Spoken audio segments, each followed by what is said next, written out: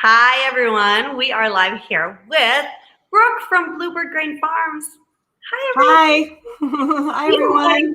We are getting ready for our 4th of July, and we thought, I've been playing with all these grain salads lately, and Brooke, of course, that's all she does. So we thought, let's get on here and show you guys some fast, easy things to do for your 4th of July that you can the great thing about grain salads is they travel so well. They stand up to the heat. You can put it out on that table and it's not going to wilt. And they're so healthy and delicious, right, Brooke? Absolutely. So easy.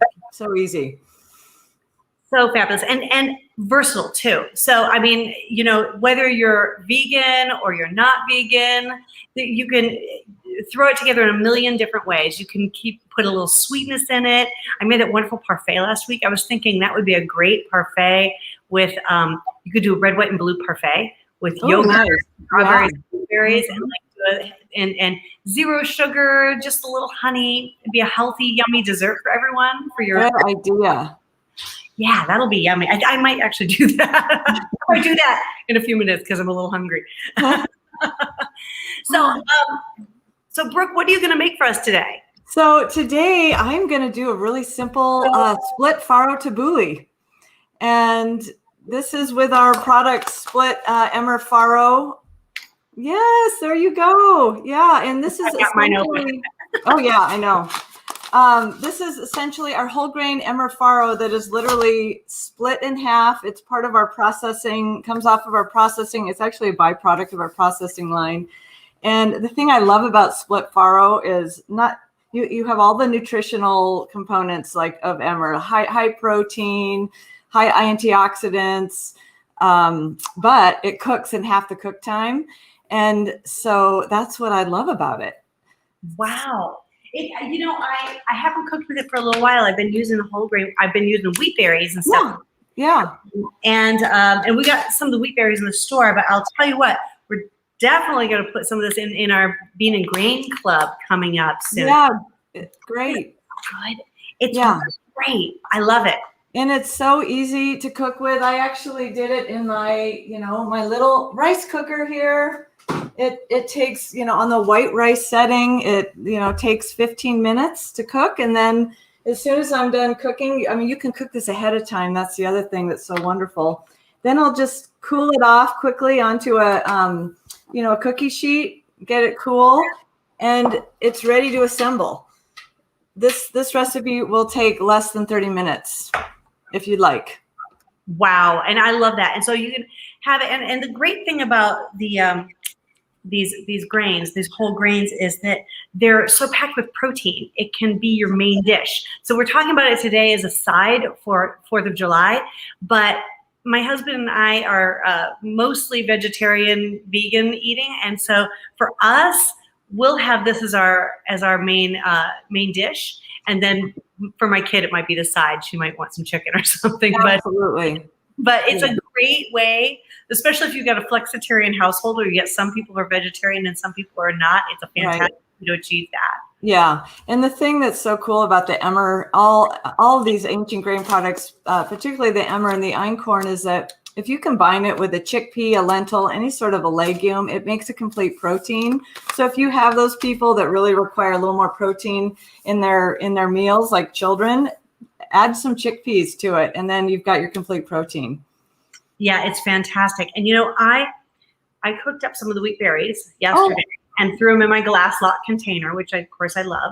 Perfect. No plastic. And so these guys, the great thing about this, I cook it up at the beginning of the week, and then it sits in my fridge, and I can throw them into a salad.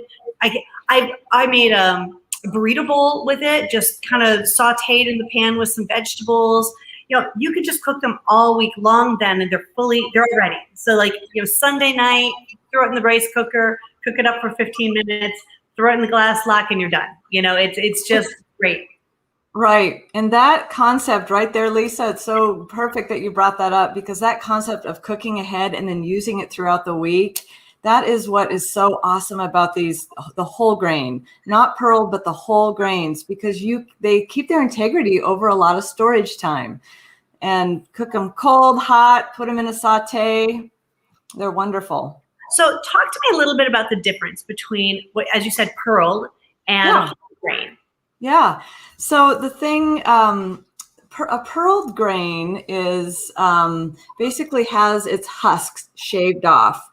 And these ancient grains are, when we harvest them, they are still surrounded by a tight husk that you cannot consume them until the husk is removed. And the thing that's so incredible about there you go. So that is dehusked. That's before it's been dehusked. And the thing that's so amazing about these ancient grains, emmer and einkorn, is that they have such an incredible nutritional profile that when we started our business 25 years ago, we realized most people that were growing these ancient grains were shaving the nutrition off by pearling it. And so we worked really hard to make sure that we could deliver to our customers a whole grain, because that's where the nutrients are. And that's what we wanted to deliver, is a nutrient dense product. So instead of shaving it off, our products go through a system called a dehulling. So we spin it. It's like a centrifugal force that spins, and it literally spins the hull off where you have the whole grain intact. So all of our products are a living seed. They're a sproutable living seed. Nothing has been shaved off. Now, it takes a little bit longer to cook a whole grain than a pearled grain. So pearled grains cook quicker, which is another reason why they pearl grains. It's just, we're a fast society. We want our grains fast. But what I've had to communicate to my customers is the cooking time is up front, but it saves you time because it stores over the whole week. Pearled grains will not store. They go mushy like brown rice. So if you have a whole grain product, you could just give it 30 more minutes of cook time, but it will stay for a week in your fridge, and you can saute it. Like you said, put it into a cold grain salad, add it as a side to any meal. It's really fantastic. The versatility of grains is amazing. And once you kind of figure out that, oh wait, I can make them ahead, it makes it so easy. And I even frozen them too. So, and you're going to lose a little bit of your structural integrity when you freeze it, of course. Like when it thaws, it's going to be a little less toothy. So You're going to lose a little bit of that because, of course, the when you freeze anything, the moisture shards kind of cut through all the fibers, right? Right. That's gonna cut your structural integrity a little bit. So you might make different choices in how you use them after you've frozen them, but they're really great. And then I have them, or if I have a little left over, maybe at the end of it's getting towards the end of the week. Oh no, we're going camping. I'm not going to take it with me. I'll just throw it in the freezer. That way I haven't wasted anything. Exactly. Yeah, they're really, really great. And for me, I put them in my little pressure cooker back there, and 15 minutes and done. So it's not a big deal. When you've got a pressure cooker, game changer. Yes. Yeah, game changer. Haven't got one of those yet. Oh my gosh. But I'm close. Beans, I cook a lot of beans. So yes. Yeah, game changer with beans. Yeah, it has changed my life because I'm much more willing to cook them now. No, absolutely. Especially we're all so busy, and we're moms, and we're, feeding our families, and we want to feed our families nutritious food like beans and whole grains.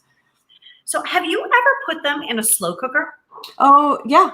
I mean, mostly with, when I'm doing soups, or like I'll do a pork roast and I'll add the grains to a pork roast to make it kind of a soupy, savory, pork roast. So yeah, it works fine too. That's the other thing about whole grains and non-pearled grains, is that you can cook them for 5 hours and they don't lose their integrity. Yeah, it's very true. I mean, it is very true. You have to work really hard to get your grains to lose integrity. So that's why these ancient grains have withstood the test of time. I will say the way they perform, in the kitchen is not unlike how they perform in the field. When we grow them, they are so resilient. So it kind of goes both on the farm and in the kitchen. Well, I'm not going to keep you from the recipe because I'm dying to know what we're cooking today. Yeah. So I'm just doing this very simple split faro tabbouleh. right now it's like 102 degrees. It's supposed to get up to 108 where I am.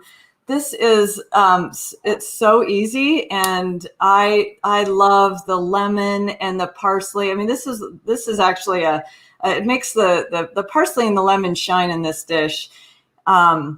And this recipe is really based on a Lebanese style tabbouleh, and really simple. Would you like me to start putting it together? Okay.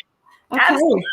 So I have my my split emmer faro, my split emmer faro, and I apologize because I've got my computer, so I'm just gonna have to lift up my the things that I've prepared for you. So I've started with the split faro. I literally cooked it in the rice cooker on the white rice setting. Yep, that's exactly what it is, for 15 minutes, and then I spread it out on a cookie sheet to let it cool. So got it all cool. And I always cook more than I need because I do exactly what Lisa says. I will put this in a glass container in the fridge, and I'm going to use it for a pilaf probably in a few days, saute it with mushrooms. So it's so versatile that way. So I've just got literally 1 cup of split faro I'm going to put in the bowl. And then we have cucumbers. I love English cucumbers. Yeah. If you have other varieties of cucumbers, you might want to slice them and take the seeds out. English cucumbers, you don't need to do that because the seeds are so tiny, and they've got just this wonderful sweetness to it. So a few cups of English cucumbers. I'm going to see if I can turn this so you can see what I'm doing a little bit better here. There we go. There we go. Okay. There we go. Let's see, okay. Finished my English cucumbers. Then we have got a bunch of parsley. So literally 1 bunch of parsley. This is a lot of parsley. And like I said, this dish really makes the parsley shine. I'm going to add my parsley. And I have some Kalamata olives, just a 1/4 cup, really simple. I have 3 tablespoons of mint.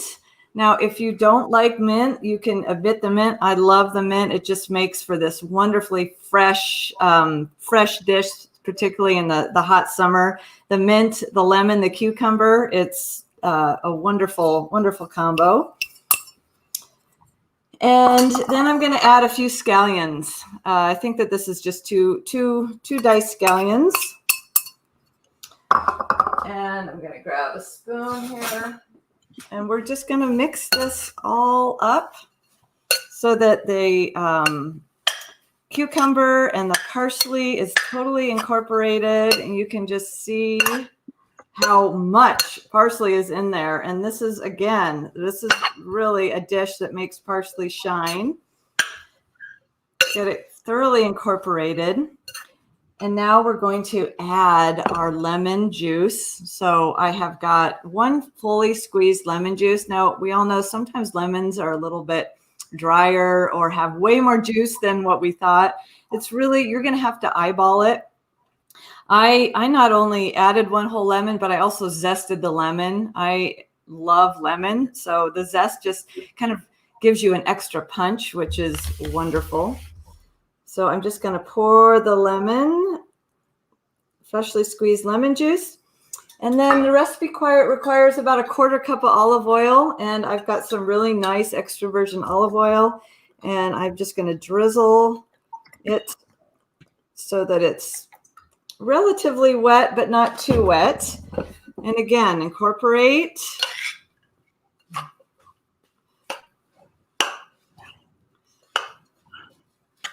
Fully incorporate. And I like to add a quarter teaspoon of sea salt, a little fresh pepper. If we get this. And about 1/8 of a teaspoon of cayenne pepper, just a little tiny pinch of of heat, which is just kind of gives that the lemon and the cucumber, it brings out their flavors a little bit more. Again, we're just going to incorporate all of these flavors. And you can just see, you know, the split farro is just one part of this. The lemon, or I'm sorry, the cucumber and the parsley are really the stars of this show here. And then I like to add at the very end, I like to add a little, some sliced cherry tomatoes, about a half a cup, not too much. And really, I only add the cherry tomatoes right about just before I serve, because they get a little soupy in the dish. So before you add the cherry tomatoes, this is a dish that you can literally make a day, 2, even 3 days ahead of time, and it just gets better the longer it sits in the refrigerator. And then when you're ready to serve, you add the cherry tomatoes, and I have a little bit of feta that I will put on top. So there you have it. We've got a split farro tabbouleh. Oh my gosh, that looks amazing. I'll be right over. Oh my gosh, that looks amazing. I will be right there. That looks so good. And I'm hungry. I know.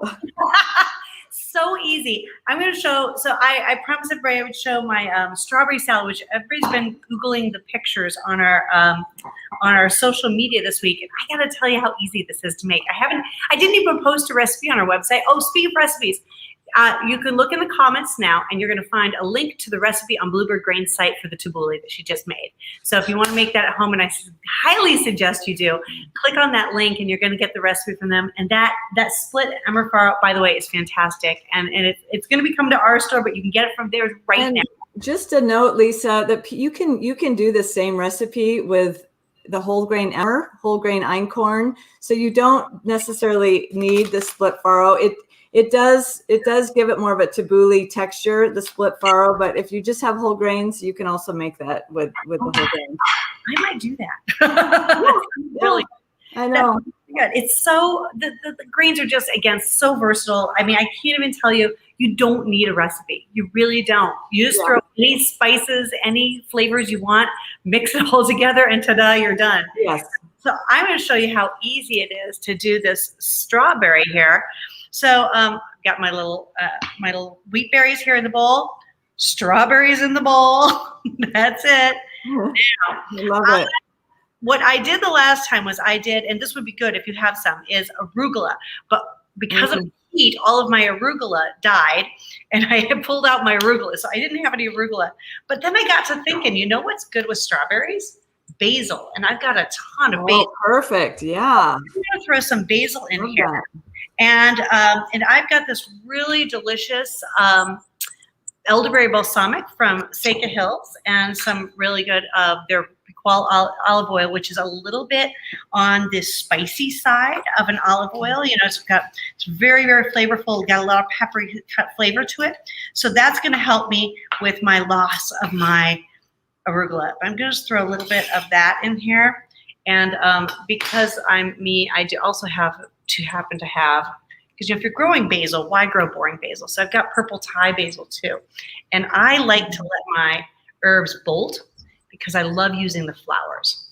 They're really fun. So I'm going to throw a little bit of that in there. I'm going to throw a little of these flowers in here without the stem and just kind of throw them on top because they're pretty. And why not, right? And then I'm just going to make a little dressing. So it's just like making a salad. You're just going to make a little salad dressing here with a little bit of your olive oil and a little bit of, and I'm a light dresser. I don't like to have things cookie, so I'll put a little of that in there. And then now, because the elderberry balsamic is fairly sweet, I like to balance with a little bit more acid. So I'm going to put just a drop of some, I'm using the Better Than Chardonnay from American Vinegar Works, small batch vinegar. But really any sherry vinegar, white wine vinegar that you've got will work, because I just a little dash to give it a slight bit more acidity. And then I'm going to just mix that guy up there. Simple vinaigrette, that's all I'm doing.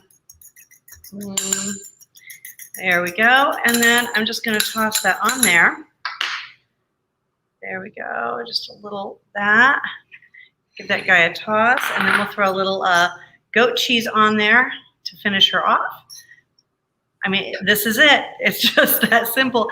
And my husband declared this the best salad he's ever had. So he really liked it. And so that's it. I'm going to give it just a little bit of cracked pepper on top.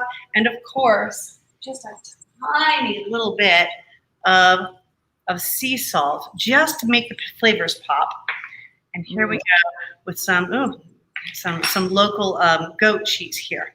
I'm just going to throw a little bit on top here. There we go. Just a tiny little sprinkle of goat cheese.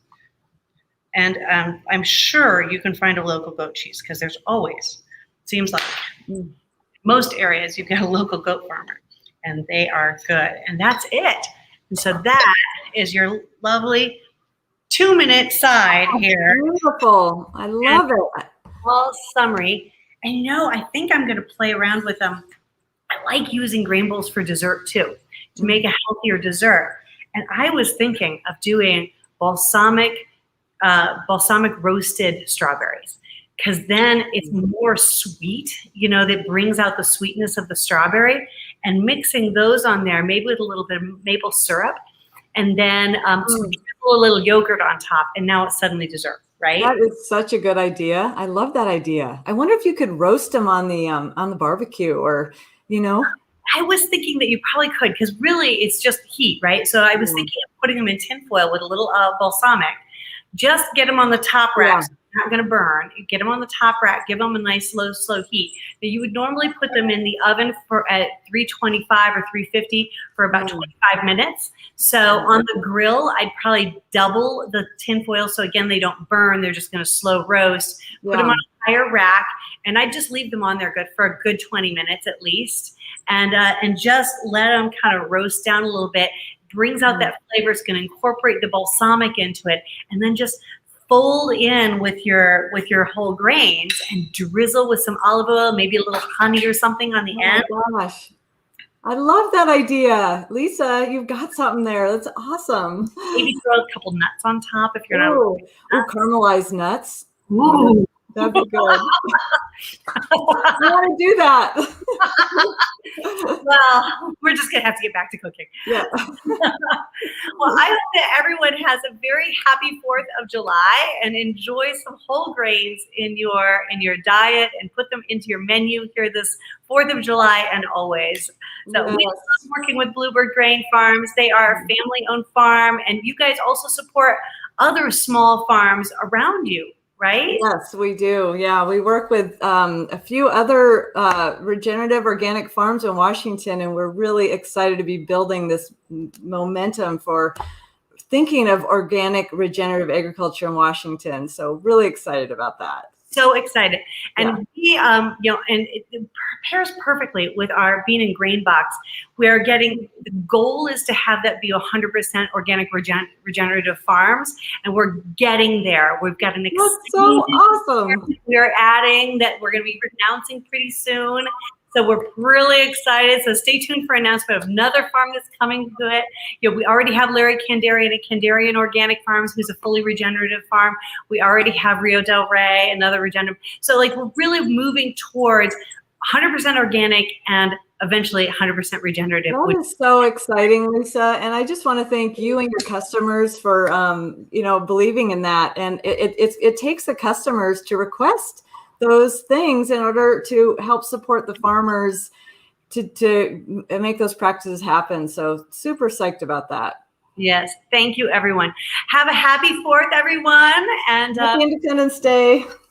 Enjoy your tabbouleh. Enjoy your tabbouleh and stay cool, Brooke. Good luck. You will.